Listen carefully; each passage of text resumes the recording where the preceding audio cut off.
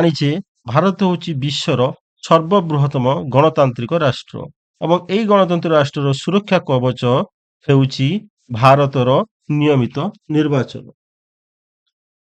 ଆମେ ଜାଣିଛେ ନିର୍ବାଚନର ହେଉଛି ଗଣତନ୍ତ୍ରର ମୂଳଦୁଆ। କାରଣ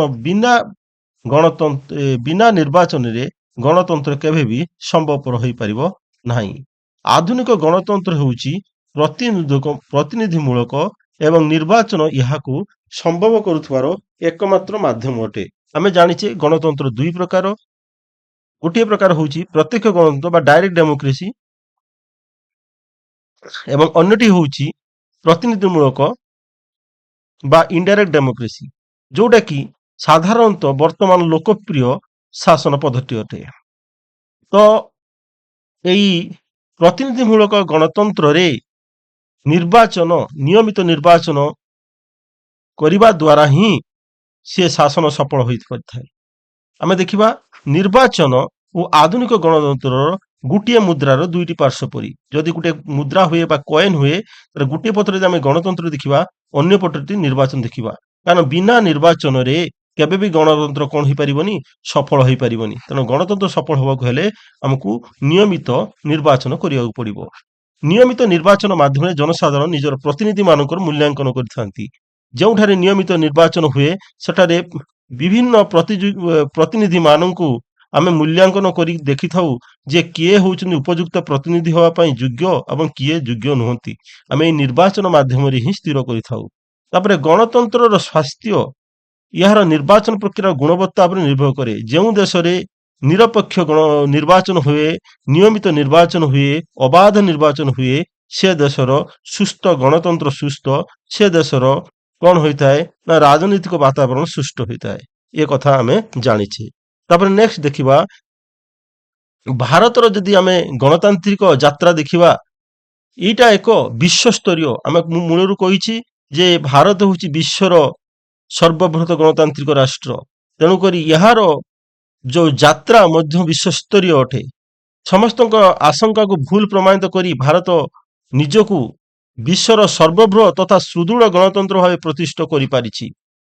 ଭାରତର ସମ୍ବିଧାନର ଅବାଧ ଓ ନିରପେକ୍ଷ ନିର୍ବାଚନକୁ ନୀତିଗତ ଭାବେ ଅଙ୍ଗୀକାର କରିଛି। ଭାରତୀୟ ନିର୍ବାଚନ ଭାରତରେ କିପରି ଅବାଧ ହେଇପାରିବ ଏବଂ ନିରପେକ୍ଷ ନିର୍ବାଚନ ହେଇପାରିବ, ସେ ବିଷୟରେ ଆମ ସମ୍ବିଧାନ କଣ କରିଛି ନା ସମ୍ବିଧାନ ଅଙ୍ଗୀକାର କରିଛି, ଅର୍ଥାତ୍ ସମ୍ବିଧାନରେ ଉଲ୍ଲେଖ ଅଛି। ଭାରତରେ ଆମେ ଯଦି ଦେଖିବା 13 ଗୋଟି ସାଧାରଣ ନିର୍ବାଚନ ହୋଇସାରିଛି ଏବଂ ତା ସହିତ ଶତାଧିକ ରାଜ୍ୟସ୍ତରୀୟ ନିର୍ବାଚନ ମଧ୍ୟ ଭାରତରେ କଣ ହେଇଛି, ଅନୁଷ୍ଠିତ ହୋଇଛି, ଯୋଉଟା କି ଆମର ଗଣତନ୍ତ୍ରକୁ କଣ କରିପାରିଛି ନା ସୁଦୃଢ କରିପାରିଛି। ଭାରତର ବିଶାଳ ନିର୍ବାଚନ ବ୍ୟବସ୍ଥାର ସଫଳ ପରିଚାଳନା ବିଶ୍ୱ ପର୍ଯ୍ୟବେକ୍ଷକଙ୍କୁ ଆଶ୍ଚର୍ଯ୍ୟଚକିତ କରିଛି।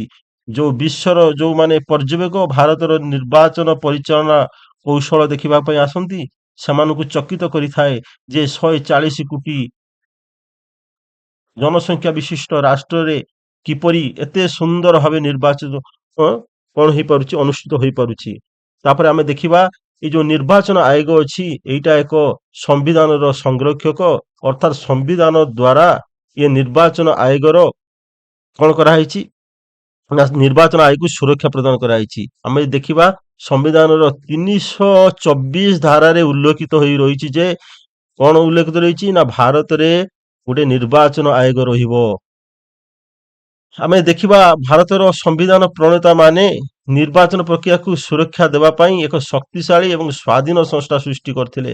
କେଉଁ ଧାରା ବଳରେ ନା ସମ୍ବିଧାନର 324 ଧାରା ବଳରେ। ଏଇଟା ମନେ ରଖିବାକୁ ପଡିବ। ଇଲେକ୍ସନ କମିଶନ ଅଫ ଇଣ୍ଡିଆ କନଷ୍ଟିଟ୍ୟୁସନର କେତେ ନା ଆର୍ଟିକିଲ୍ସ ହଉଛି 324। ଏଇ 324 ଧାରା ଅନୁସାରେ କଣ ହେଇଛି ନା ଭାରତରେ ଏକ କଣ ରହିବ ନା ଏକ ଶକ୍ତିଶାଳୀ ଏକ ସ୍ୱାଧୀନ ସଂସ୍ଥା ରହିବ। ଏବଂ ଯଦି ଦେଖିବା ଏ କେବେ ପ୍ରତିଷ୍ଠା ହେଇଥିଲା, ଏ ଧାରା ତ ଦେଖିଲେ, ଏବଂ ଦେଖିବା କେବେ ପ୍ରତିଷ୍ଠା ହେଲା ନା 25 ଜାନୁଆରୀ 1950 ମସିହାରେ ଭାରତରେ କଣ ହେଇଥିଲା ନା ତମର ନିର୍ବାଚନ ଆୟୋଗର ଗଠନ କରାଯାଇଥିଲା। ଏବଂ ଦେଖିବା ୟାର ପ୍ରକୃତି କିପରି ନା ଏକ ସ୍ୱାଧୀନ ସଂସ୍ଥା, ସ୍ୱୟଂଶାସିତ ସଂସ୍ଥା ଏବଂ ଅର୍ଦ୍ଧ ବିଚାର ବିଭାଗୀୟ।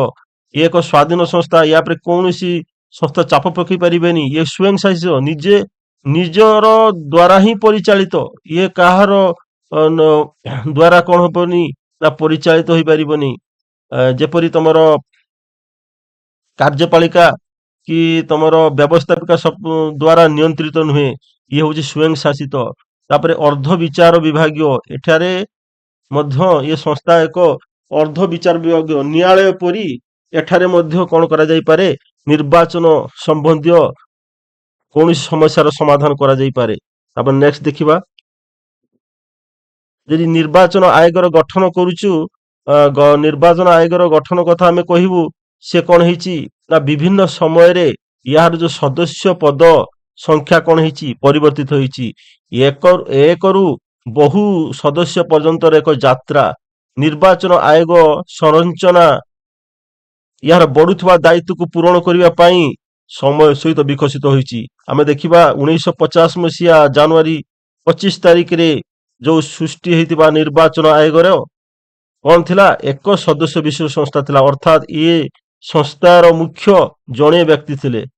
କିନ୍ତୁ 1989 କଣ କରାଗଲା ନା ରାଜୀବ ଗାନ୍ଧୀଙ୍କ ସରକାର, ଯେତେବେଳେ ରାଜୀବ ଗାନ୍ଧୀ କଣ ଥିଲେ ପ୍ରଧାନମନ୍ତ୍ରୀ ଥିଲେ, ସେତେବେଳେ ଏହାକୁ 3 ସଦସ୍ୟ ବିଶିଷ୍ଟ କରିଲେ। ଏ ଜଣଙ୍କ ବଦଳରେ ସେ କଣ କଲେ ନା 3 ଜଣଙ୍କୁ ନିଯୁକ୍ତି ଦେଲେ। 3 ଜଣ ହେଲେ ନିର୍ବାଚନ ଅଧିକାରୀ।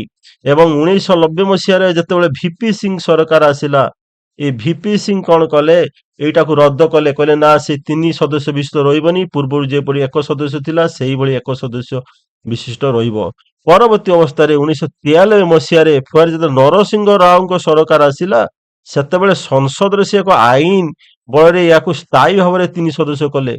ଏମାନେ ଯୋଉ କରିଥିଲେ, ଏମାନେ କୌଣସି ଆଇନ ପ୍ରଣୟନ କରିନଥିଲେ, ସେମିତି କରିଥିଲେ। କିନ୍ତୁ ଇଏ ସଂସଦରେ କଣ କଲେ, ତମର ନରସିଂହ ରାଓ କଣ କଲେ, ଗୋଟେ ଆଇନ ପ୍ରଣୟନ କଲେ, ସମ୍ବିଧାନର କଣ କଲେ, ଆଇନ ପ୍ରଣୟନ କରିକି 3 ସଦସ୍ୟ ବିଶିଷ୍ଟ କରେଇଥିଲେ। ତାପରେ ନେକ୍ସଟ ଦେଖିବା, ବର୍ତ୍ତମାନ ଯଦି ଆମେ ଦେଖିବା, ବର୍ତ୍ତମାନ ଜଣେ ରହୁଛନ୍ତି ଅଧ୍ୟକ୍ଷ, ଯିଏକି କୁହାହଉଛି ଚିଫ ଇଲେକ୍ସନ କମିଶନର।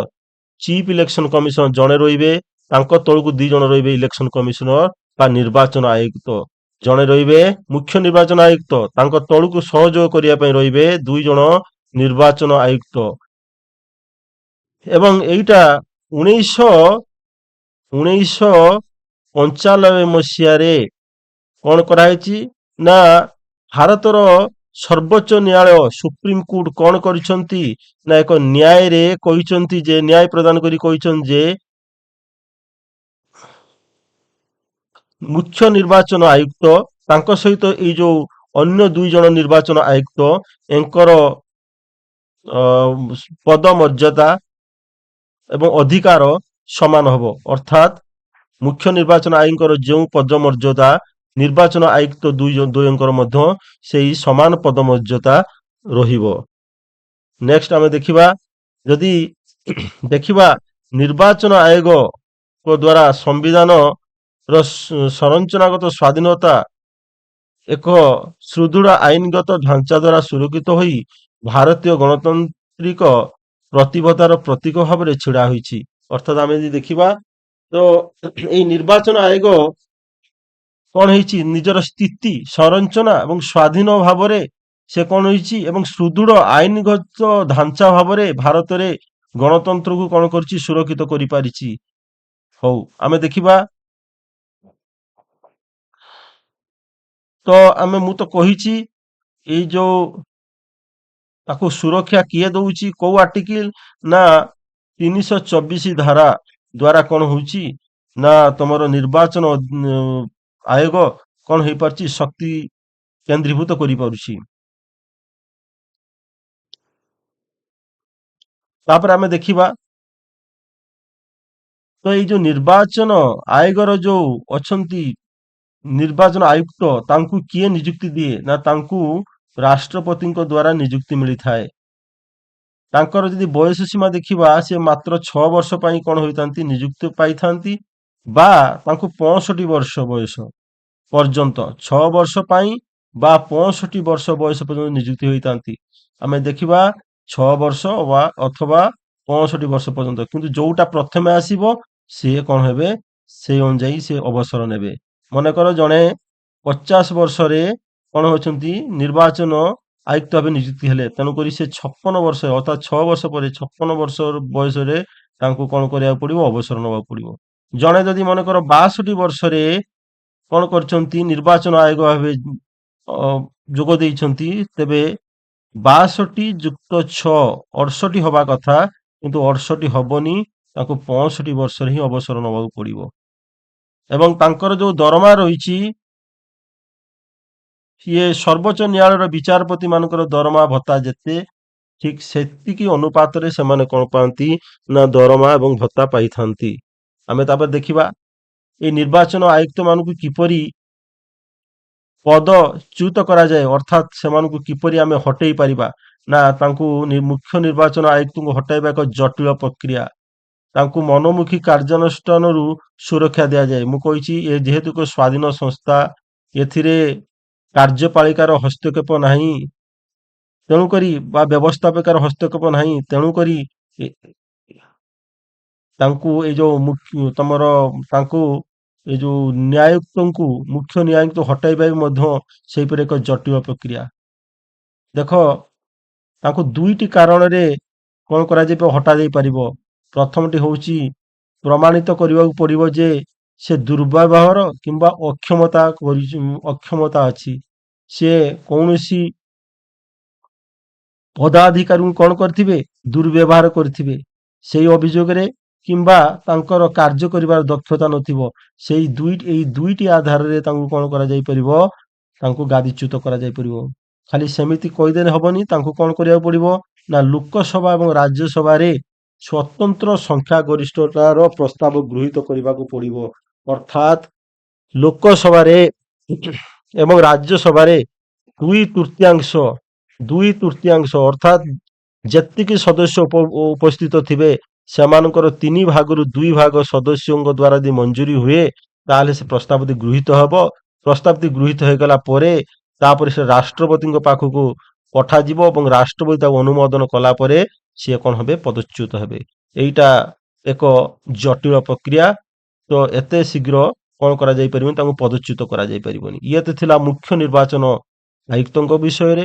ଏବଂ ନିର୍ବାଚନ ଆୟୁକ୍ତ, ତାଙ୍କ ତଳେ ଯୋଉ 2 ଜଣ ନିର୍ବାଚନ ଆୟୁକ୍ତ ଅଛନ୍ତି, ସେ କିପରି ପଦଚ୍ୟୁତ ହେବେ? ନା ତାଙ୍କୁ ଟିକେ ତାଙ୍କ ପାଇଁ କମ ଜଟିଳତା ଅଛି। ଏଥିରେ କଣ ଅଛି? ନା ଯୋଉ ମୁଖ୍ୟ ନିର୍ବାଚନ ଆୟୁକ୍ତ ଅଛନ୍ତି, ସିଏ କଣ କରିବେ? ରାଷ୍ଟ୍ରପତିଙ୍କୁ ସୁପାରିଶ କରିବେ। ଏ ରାଷ୍ଟ୍ରପତି ସୁପାରିଶ କଲା ପରେ ରାଷ୍ଟ୍ରପତି ତାକୁ ଯଦି ଆଗ୍ରାହ୍ୟ କରିଦିଅନ୍ତି, ତାହେଲେ ସେ ପଦଚ୍ୟୁତ ହେବେ। ତାପରେ ନେକ୍ସଟ ଦେଖିବା, ଏଇ ଯୋଉ ନିର୍ବାଚନ ଆଇନଙ୍କ କାର୍ଯ୍ୟ ପରିଚାଳନା ପାଇଁ କଣ କଣ ସବୁ ଆମ ଦେଶରେ ଆଇନ ଗୁଡିକ ଅଛି? ନା ଗୋଟେ ଜନପ୍ରତିନିଧିମୂଳକ ଆଇନ, ଯୋଉଟା 1950 51 ମସିହାରେ ହେଇଥିଲା। 50 ମସିହାରେ, 51 ମସିହାରେ ଟିକେ ସଂଶୋଧିତ ହେଇଥିଲା। ତେଣୁକରି ଜନପ୍ରତିନିଧିମୂଳକ ଆଇନ ୟା ମାଧ୍ୟମରେ, ଏବଂ 1952 ମସିହାରେ ରାଷ୍ଟ୍ରପତି ଉପରାଷ୍ଟ୍ରପତି ନିର୍ବାଚନ ଆଇନ। ରାଷ୍ଟ୍ରପତି ଏବଂ ଉପରାଷ୍ଟ୍ରପତି କିଭଳି ଭାବେ ନିର୍ବାଚନ କରାଯିବ, ସେଟା 1952 ମସିହାରେ ଗୋଟେ ଆଇନ ପ୍ରଣୟନ ହେଇଥିଲା। ନିର୍ବାଚକ ପଞ୍ଜୀକରଣ ନିୟମ ହେଲା, ନିର୍ବାଚନ ପଞ୍ଜୀକରଣ ନିୟମ, ଭୋଟର ଲିଷ୍ଟ, ଏଇଟା 1960 ମସିହାରେ ହେଇଥିଲା। ତାପରେ 1961 ମସିହାର ନିର୍ବାଚନ ପରିଚାଳନା ନିୟମ, କିପରି ନିର୍ବାଚନ ପରିଚାଳନା, ସେଥିପାଇଁ ଗୋଟେ ସ୍ୱତନ୍ତ୍ର ନିୟମ କରାଯାଇଥିଲା। ନିର୍ବାଚନ ସଂକେତ ପାଇଁ ଆଦେଶନାମା 1968ରେ ହେଇଛି। ଏବଂ ଜାତୀୟ ଗୌରବ ଅବମାନନା ନିବାରଣ ଆଇନ 1971ରେ, ଏବଂ ପରିସୀମା ନିର୍ଦ୍ଧାରଣ ଆଇନ 1972ରେ।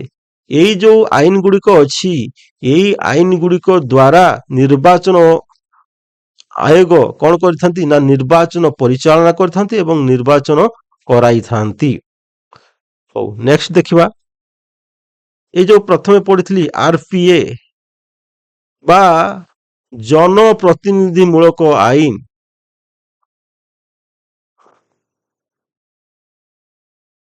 1950, ଏ ଆଇନରେ କଣ ଅଛି? ନା ମତଦାତା ବା ଭୋଟର ମାନଙ୍କର ଯୋଗ୍ୟତା ନିର୍ଦ୍ଧାରଣ କରାଯାଏ। ଏଥିରେ ଉଲ୍ଲେଖ ଅଛି ଯେ ଭୋଟରରେ, ଗୋଟେ ଭୋଟର ହେବା ପାଇଁ କଣ କଣ ଯୋଗ୍ୟତାର ଆବଶ୍ୟକ ଅଛି। ତାପରେ ଆମେ ଦେଖିବା ମତଦାତା ସୂଚୀ ବା ଭୋଟର ତାଲିକା, ମତଦାତା ସୂଚୀ ବା ଭୋଟର ତାଲିକା ପ୍ରସ୍ତୁତି ନିୟନ୍ତ୍ରଣ କରେ। ଏଟା କୋଉ ଆଇନ ବଳରେ? ନା ଏଇ ଆରପିଏ ଆଇନ ବା ଜନପ୍ରତିନିଧି ଆଇନ 1950 ଅନୁଯାୟୀ ହୋଇଥାଏ। ତାପରେ ଆମେ ଦେଖିବା ଆଉ ଗୋଟିଏ ଆଇନ, ଯୋଉଟା କି ଏଇ ଆଇନଟା ସଂଶୋଧିତ ହେଇଥିଲା କିଛି ମାତ୍ରାରେ କେବେ 1951ରେ, ଆରପିଏ 1951। ଏଠିରେ କଣ ଅଛି? ନିର୍ବାଚନ ଉପନିର୍ବାଚନ ପରିଚାଳନାର ବିସ୍ତୃତ ବ୍ୟବସ୍ଥା ଅଛି। କିପରି ନିର୍ବାଚନ ପରିଚାଳନା ହବ ଏବଂ ଉପନିର୍ବାଚନକୁ କିପରି ପରିଚାଳନା କରେ ସେ ବିଷୟରେ ଅଛି। ଏବଂ ଏଇ ଆଇନଟାକୁ ପୁଣି କଣ କରାଗଲା, ଏଟାକୁ ମନେ ରଖିବ ଭଲସେ, 1989ରେ ସଂଶୋଧନ କରାଗଲା। ତାହେଲେ ଏଇ ଯୋଉ ଆରପିଏ ଆଇନଟା 1950, 1951 ଆଉ ଥରେ ହେଲା ସଂଶୋଧିତ 1989 ହେଲା। ସେଥିରେ ସଂଶୋଧନ ହେଇ କଣ କରାଗଲା?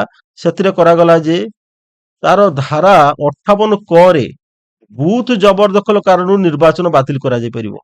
ଯଦି କୌଣସି ଜାଗାରେ ବୁଥ ଯୋଉଠି ଭୋଟିଂ କରାଯାଏ ତାହାକୁ ଯଦି କୌଣସି କବ୍ଜାରେ ନେଇ ଆସନ୍ତି କୌଣସି ଦଳ ବା କୌଣସି ବ୍ୟକ୍ତି ବିଶେଷ, ତାହେଲେ ସେଠାରେ କଣ କରାଯିବ? ନିର୍ବାଚନ ବାତିଲ କରାଯିବ। ଏବଂ ଆଉ ଗୋଟେ ସଂଯୋଗ କରାଗଲା, ତାର ଧାରା 61 ରେ ଇଭିଏମ ର ପ୍ରଚଳନ ପାଇଁ ଅନୁମତି ଦିଆଗଲା। ଏଇଟା ମନେ ରଖିଥିବ। କେଉଁ ଧାରା ବଳରେ? ନା 1989 ମସିହାର ହେଇଥିବା ଆରପିଏ ଆକ୍ଟ ବଳରେ କଣ କରାଗଲା? ନା ଇଭିଏମ ପ୍ରଚଳନ ବା ଇଲେକ୍ଟ୍ରୋନିକ୍ସ ଭୋଟିଂ ମେସିନ ପ୍ରଚଳନ ପାଇଁ ଅନୁମତି ଦିଆଗଲା। ତାପରେ ଆମେ ଦେଖିବା ରାଷ୍ଟ୍ରପତି ଏବଂ ଉପରାଷ୍ଟ୍ର ନିର୍ବାଚନ ପାଇଁ ଯୋଉ ଆଇନ ହେଇଛି 1952 ମସିହାରେ। ଏହି ଉଚ୍ଚ ପଦବୀ ପାଇଁ ନିର୍ବାଚନର ଆଇନଗତ ବ୍ୟବସ୍ଥା କରେ। 1997ରେ ଏହି ଆଇନଟି ସଂଶୋଧିତ ହେଇଥିଲା। ରାଷ୍ଟ୍ରପତି ପ୍ରାର୍ଥୀ ପାଇଁ 50 ଜଣ ପ୍ରସ୍ତାବକ, ଯିଏ ରାଷ୍ଟ୍ରପତି ନିର୍ବାଚନରେ ଲଢିବେ, ତାଙ୍କୁ ରାଷ୍ଟ୍ରପତି ହବା ପାଇଁ ପ୍ରସ୍ତାବ ଦେବେ 50 ଜଣ ଏବଂ ସେଇ ପ୍ରସ୍ତାବକୁ ସମର୍ଥନ ଜଣେଇବେ କେତେ ଜଣ? ନା 50 ଜଣ। ମୋଟ 100 ଜଣଙ୍କର ଆବଶ୍ୟକତା। ସେଇଭଳି ଉପରାଷ୍ଟ୍ରପତି ପାଇଁ ପ୍ରସ୍ତାବକ 20 ଜଣ ଏବଂ ସମର୍ଥକର 20 ଜଣର ଆବଶ୍ୟକତା ଅଛି। ଏବଂ ଉଭୟଙ୍କ ପାଇଁ ଅମାନତ ରାଶି 15,000 ଟଙ୍କା ରଖାଯାଇଛି। ନିର୍ବାଚକ ପଞ୍ଜୀକରଣ ନିୟମ 1960। ଏଥିରେ କଣ ଅଛି? ମତଦାତା ଓ ଭୋଟର ମାନେ ପଞ୍ଜୀକରଣ ପ୍ରକ୍ରିୟାକୁ ବିସ୍ତୃତ ଭାବେ ସୂଚନା ଏଠାରେ ପ୍ରଦାନ କରାଯାଇଛି। ତାପରେ ଆମେ ଦେଖିବା ନିର୍ବାଚନ ନୀତି ନିୟମ ଓ ଆଚରଣ। ଦେଖ 1961 ମସିହାରେ ନିର୍ବାଚନ ପରିଚାଳନା ନିୟମ କଣ କରାଗଲା? ଏଥିରେ ନିର୍ବାଚନ ପରିଚାଳନା ଧାରା ପ୍ରକ୍ରିୟାକୁ ବିସ୍ତୃତ ଭାବରେ ଏଠାରେ କଣ କରାଗଲା? ବର୍ଣ୍ଣନା କରାଗଲା। ତାପରେ ଆଉ ଗୋଟେ ହେଇଛି ନିର୍ବାଚନ ସଂକେତ ଆଦେଶନାମା 1968 ମସିହାରେ ହେଇଛି। ରାଜନୈତିକ ଦଳ ମାନଙ୍କୁ କଣ କରିବ? ନିର୍ବାଚନ ସଂକେତ ବଣ୍ଟନ କରାଯିବ। ଯେତେ ପ୍ରକାର ଦଳ ଅଛନ୍ତି ତାଙ୍କୁ ଏଇ ଟାଇପର ଗୋଟେ ଗୋଟେ ସଂକେତ ମିଳିବ, ଚିହ୍ନ ମିଳିବ। ଦଳୀୟ ମାନଙ୍କୁ ଜାତୀୟ ରାଜ୍ୟସ୍ତରୀୟ ମାନ୍ୟତା ଦେବ ଏବଂ ତାକୁ କରାଯିବ ରାଜ୍ୟସ୍ତରୀୟ ଦଳ କଣ? ନ୍ୟାସନାଲ ପାର୍ଟି ହେଲା ଏବଂ ରିଜନାଲ ପାର୍ଟି, ଏ ଦୁଇ ଭାଗରେ ବିଭକ୍ତ ମଧ୍ୟ କରାଯିବ, ଯୋଉଟା କି ତମର ସେକେଣ୍ଡ ଇୟରରେ ଅଛି। ୟା ବିଷୟରେ ଡିଟେଲ୍ସରେ ଅଛି। ତାପରେ ଆମେ ଦେଖିବା ସମ୍ବିଧାନର କଣ କରାହେଇଛି? ନା ପରିବର୍ତ୍ତନ କରାହେଇଛି। କଣ ପାଇଁ? ନା ଗଣତନ୍ତ୍ର ବିସ୍ତାର କରିବ ଏବଂ ଗଣତନ୍ତ୍ର ପ୍ରକ୍ରିୟା ମଜବୁତ କରିବା ପାଇଁ କଣ କରାହେଇଛି? ନା 61ତମ ସମ୍ବିଧାନ ସଂଶୋଧନ କରାଯାଇଛି।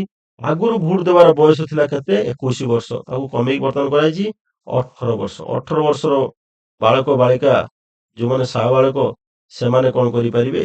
ନା ଭୋଟ ଦେଇପାରିବେ। ଆଉ ଏଇଟା କାର୍ଯ୍ୟକାରୀ କେବେ ହେଇଥିଲା?